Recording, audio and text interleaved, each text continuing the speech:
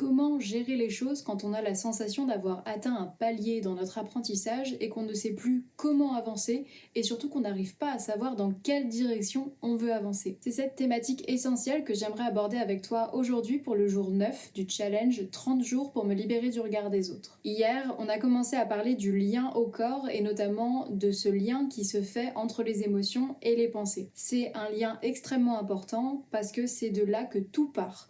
Toutes tes convictions, toutes tes valeurs, toutes tes directions, c'est le socle de tout. Et donc maintenant qu'on a élagué pas mal de choses au niveau des peurs, des croyances limitantes et de tout ce qu'on a abordé sur les jours précédents, on peut commencer à conscientiser ce socle, à le prendre en compte et surtout à réapprendre à l'écouter. Dans 90% des cas, quand j'ai des clientes qui viennent à moi en me disant qu'elles ne savent plus ce qu'elles veulent de leur vie et qu'elles ont la sensation de passer à côté de leur vie et de s'adapter uniquement aux attentes des autres, c'est parce qu'elles ont perdu ce lien-là. Elles ont arrêté de se poser les questions et surtout elles ont arrêté d'écouter les réponses.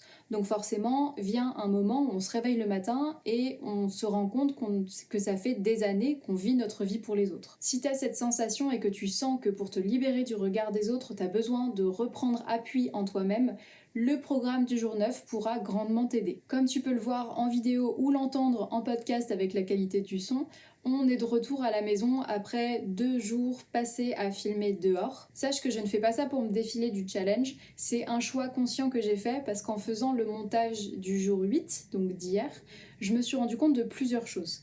Déjà, je me suis rendu compte que si tu m'écoutes en podcast, c'est pas forcément la manière la plus agréable de le faire parce que c'est chouette d'avoir tous les bruits de nature de Thaïlande, les cigales qui font un bruit strident, la petite rivière qui coule, mais je pense que si t'as les AirPods dans les oreilles, ça risque d'être un petit peu pénible à écouter. La deuxième raison pour laquelle j'ai décidé de filmer aujourd'hui à la maison, c'est parce que je me suis rendu compte que certes, mon challenge c'est de filmer en public et c'est un point bloquant que je commence petit à petit à démêler, mais en voulant filmer hier en mouvement, je pense que je suis allée un petit peu vite en besogne parce que je sens. Peut-être que toi tu t'en es pas rendu compte, dis-le moi dans les commentaires, mais personnellement je sens que ma voix est moins assurée, que je suis moins connectée à ce que je te partage et ce que je te dis, et que globalement dérouler le fil de mes pensées est moins facile, moins flou. Et je me suis également rendu compte que cet engouement à me faire filmer à l'extérieur, c'était aussi une manière très smart de dissimuler les changements intérieurs qui doivent arriver pour me libérer du regard des autres. Tu le sais si tu suis ce challenge depuis le début, les plus gros changements ne sont pas forcément externes, mais ils sont internes.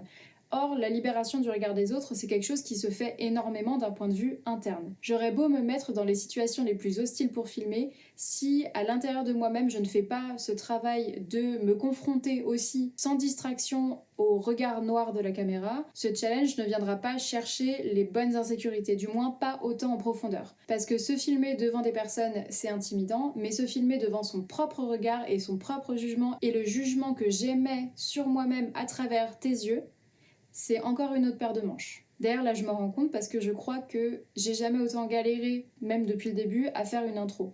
Donc il y a vraiment, en fait, j'ai la sensation d'avoir atteint ce palier d'un point de vue extérieur et que tout le reste, ce serait juste de la poudre aux yeux et une manière très intelligente de ma part de me convaincre que j'avance dans ma libération du regard des autres.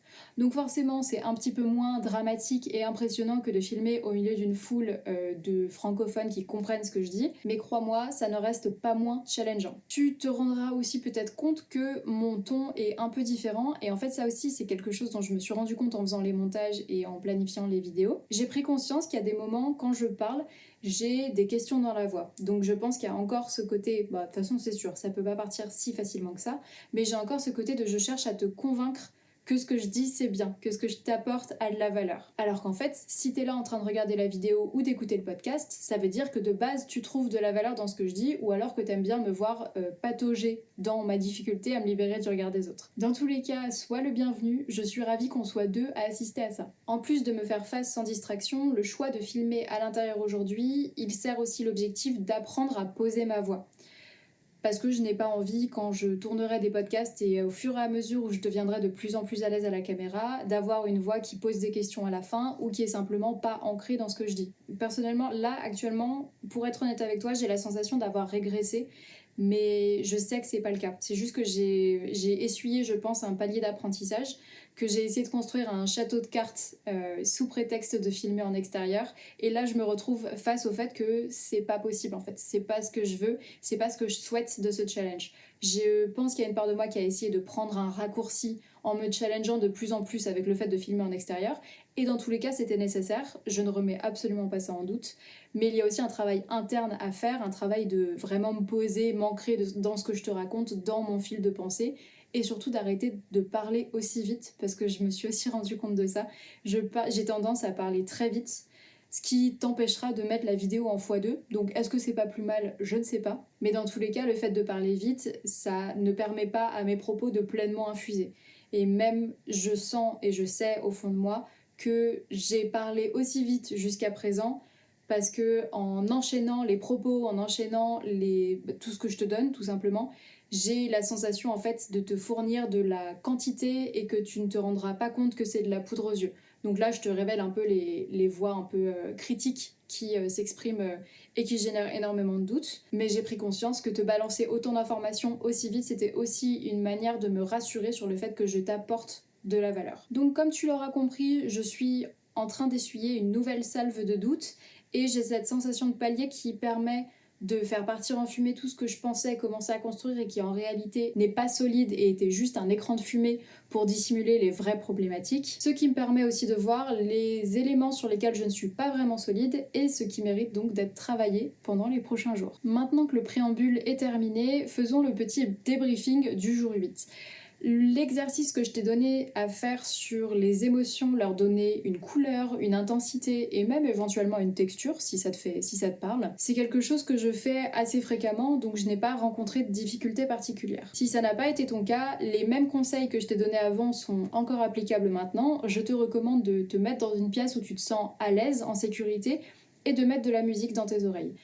Personnellement, ça m'aide vraiment à lâcher prise sur le côté rationnel et à beaucoup plus me concentrer sur les ressentis. Si tu as suivi le workbook ou les exercices, ou pourquoi pas les deux, tu dois maintenant être beaucoup plus à l'aise à donner une forme et une couleur à tes sensations, à tes ressentis, à tes émotions. Sache que c'est une capacité hyper précieuse parce que ça te permet de te distancer de ce que tu ressens sans pour autant le nier. C'est une des problématiques que mes clientes rencontrent énormément, c'est soit on colle trop à nos émotions, soit on se distance tellement qu'on ne les ressent même plus. La problématique, c'est comme avec les peurs, c'est que si tu glisses une émotion sous le tapis, la seule chose qu'elle va faire, c'est s'amplifier et avoir de l'emprise, avoir du pouvoir sur toi. Cet exercice, c'est une excellente manière de commencer à faire face à tes émotions, à faire face à tes sensations, à créer ce pont entre ta tête et ton corps, et à faire ce premier pas vers toi. Vu que c'est quelque chose qui est extrêmement important, on va consacrer le jour 9 à ça aussi, mais sous un angle différent. Aujourd'hui, je vais te parler de quelque chose qui est profondément ancré en moi et que j'ai choisi spécialement parce que je suis en plein dedans actuellement. Je vais te parler de la voix critique à l'intérieur de ta tête. Tu sais, cette voix qui juge, qui regarde par-dessus ton épaule et qui te fait porter de la culpabilité, qui te fait porter de la honte, et c'est exactement cette même voix qui projette ce que tu as peur que les autres pensent de toi, qui diabolise le regard des autres et qui te garde enfermé dans une routine. J'ai décidé de t'en parler aujourd'hui parce que cette voix, du moins là pendant cette vidéo et en vrai depuis hier, elle ne me laisse que très peu de répit. Après, c'est aussi le but de ce challenge, donc je suis très ok avec ça. Depuis le tournage d'hier, j'ai vraiment cette voix dans la tête qui me dit « tu fais n'importe quoi ma pauvre ». Donc t'imagines bien que c'est pas un terreau très fertile pour prendre ses marques, se laisser explorer et faire preuve d'indulgence envers soi-même. Donc je voulais adresser cette voix qui critique. Parce qu'elle n'est pas là que pour filmer les vidéos, elle est aussi là quand je prépare un atelier et que j'estime que je ne l'ai pas assez préparé. Elle est aussi là quand je publie sur les réseaux sociaux. Elle est aussi là parfois au quotidien quand je suis mal lunée ou que je me suis levée du mauvais pied. Cette voix, c'est l'expression même du fait qu'on est notre propre premier obstacle. Parce qu'en plus de te faire te sentir mal avec toi-même, elle tue dans l'œuf toute tentative de te sortir de ta routine.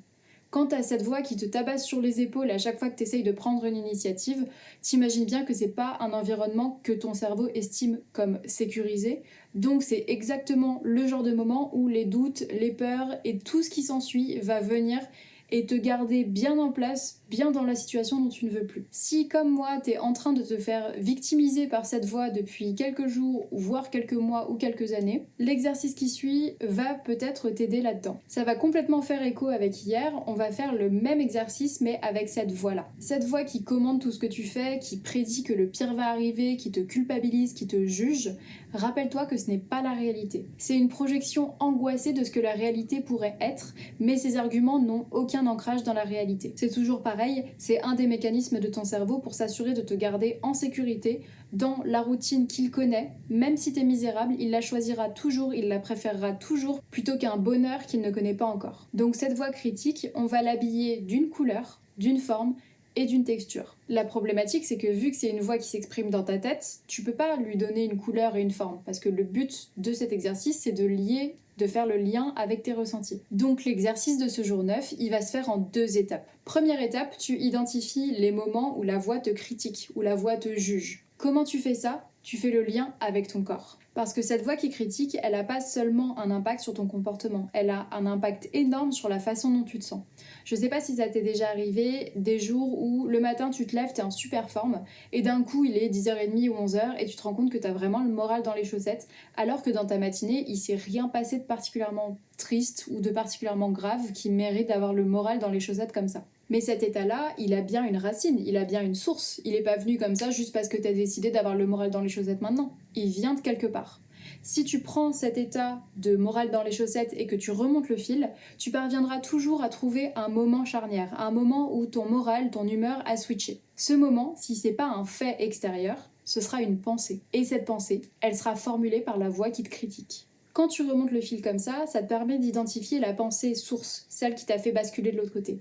Pour te donner un exemple concret, à chaque fois que je bégaye ou que je recommence une phrase, j'ai cette pensée en tête qui dit que je suis en train de perdre mon temps, que ce que je dis n'a aucune valeur, que ça sert à rien, que je continue à m'investir là-dedans. Mais c'est surtout la phrase qui me fait croire que ce que je dis n'a aucune valeur. Cette phrase-là, elle amène pas que des doutes et un moral pas ouf, elle amène aussi des sensations. C'est-à-dire que si je me concentre dessus, je peux lister les sensations qu'elle fait naître. Elle fait naître une boule dans la gorge, donc la gorge serrée. Elle fait naître une lourdeur au niveau des épaules, tu sais, un signe d'abattement comme ça. Elle fait aussi serrer mon estomac et je sens une raideur au niveau de la nuque. Tout ça, c'est déclenché par une pensée parasite. Le problème des pensées parasites, c'est qu'elles sont intangibles. Donc tu peux pas les saisir à moins de faire 3 jours de méditation et d'apprendre à regarder passer tes pensées. Personnellement, à ce stade, j'en suis absolument incapable. En revanche, même si tu ne peux pas attraper cette pensée parce qu'elle est intangible, tu peux quand même donner une texture et une forme aux sensations qu'elle fait naître. Et c'est là où on revient à l'exercice d'hier. Alors, comment adapter cet exercice au jour 9 ? Donc, on l'a vu, première étape, tu identifies la voix qui te critique. Tu identifies 5 pensées récurrentes qui te font te sentir rabaissé, qui créent vraiment cet élan de morale dans les chaussettes. Une fois que tu les as identifiées, tu regardes ce qu'elles provoquent dans ton corps. Donc immerge-toi vraiment dans cette pensée, tu verras c'est très désagréable mais absolument nécessaire, et vois ce que ça fait naître. Quelle tension, quelle sensation au niveau de ton corps, où est-ce que c'est situé, comment tu te sens avec ça. Une fois que tu as tout ça, tu connais la suite. Tu prends chaque sensation, une par une, tu lui donnes une forme et une couleur. Quand c'est fait, tu inspires pendant 4 secondes et tu expires pendant 6. Pendant autant de temps que nécessaire, et pendant que tu fais ça, tu visualises cette sensation qui dégonfle, comme un ballon de baudruche, ou qui perd de sa texture, ou qui perd de l'intensité de sa couleur, ou qui disparaît petit à petit. Ce qui compte, c'est que tu explores la sensorialité de cet exercice et que tu trouves ce qui te parle le plus. Si ça te suffit, c'est très bien. Si tu veux aller plus loin, tu peux à nouveau faire le niveau 2. Pour le niveau 2, donc tu as cette pensée avec ses sensations et chaque sensation a sa couleur et a sa forme. Tu prends une pensée positive. Pour te donner un exemple, la pensée parasite que j'ai, c'est que ce que j'apporte n'a aucune valeur. Pour la contrebalancer, je vais prendre un moment où j'ai vu, j'ai su, j'ai assisté au fait que ce que je disais avait de la valeur. L'avantage là-dessus, c'est que j'ai un éventail extrêmement large de moments charnières vécus par mes clientes suite à quelque chose que je leur ai apporté, donc c'est vraiment très riche. Un moment qui est particulièrement riche, qui est particulièrement intense émotionnellement, je vois ce que ça fait dans mon corps, donc là on sera plus sur des sensations inverses que la pensée parasite qui me diminue, forcément. À ces sensations, je donne une forme et une couleur. Une fois que j'ai tout ça, je fais des allers-retours entre les deux.